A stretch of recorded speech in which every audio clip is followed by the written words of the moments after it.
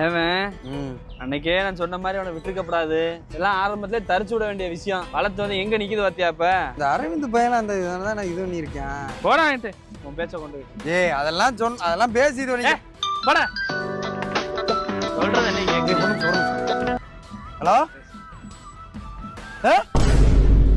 இது என்ன சொல்றீங்க?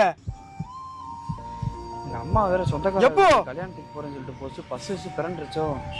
என்னாச்சு? எப்படி? சக்கரை வேற சவாரிக்கு அனுப்பிவிட்டோம். 4 ஹவர்ஸ் ஆட்டோட்ட கவுத்திட்டானோ. அப்பா வேற பிளைனுக்கு போனாரே பைக்ல.